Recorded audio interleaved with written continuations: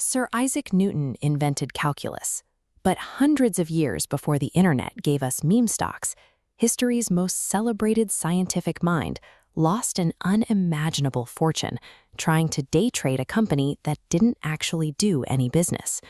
Welcome to Irony Economics. Today, we are looking at the South Sea Bubble. This title page shows Newton's Principia Mathematica, the work that defined the laws of gravity and established the foundations of rational physics. To the rest of the world, Newton was the man who brought mathematical order to the universe. But in 1720, the British government was facing a problem that math couldn't solve: a mountain of national debt left over from decades of expensive wars. The government looked for a way to offload that debt and found the South Sea Company. In a massive swap, the company agreed to take on the government's liabilities. In return, the British Crown gave them a total monopoly on trade with South America. It looked like a masterstroke of finance, except for one detail: the South Sea Company wasn't actually trading anything. They were essentially a shell company, selling the promise of future riches rather than shipping real goods.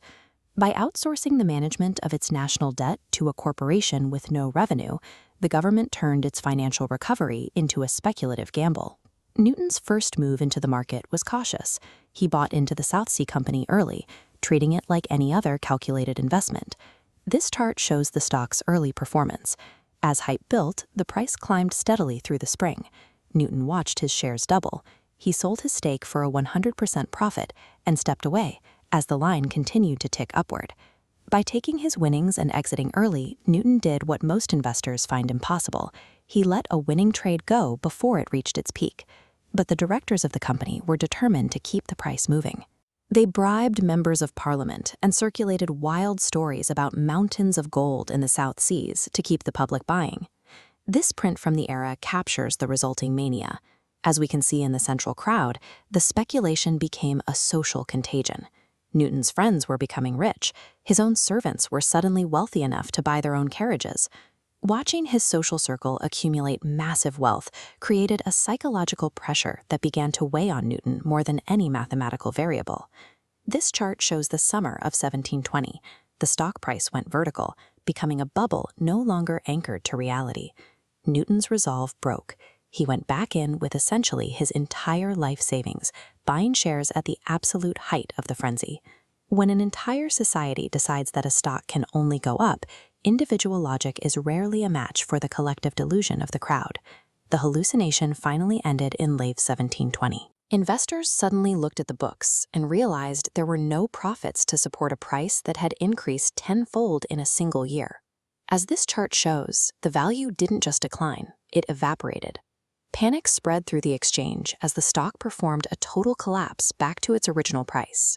The scene on the streets of London was a direct ancestor to the 1929 stock market crash seen here.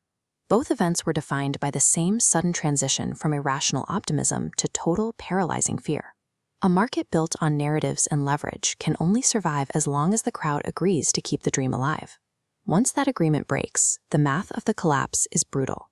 Newton lost £20,000. A sum so large it would be worth millions today. It was a loss that effectively wiped out his life's work.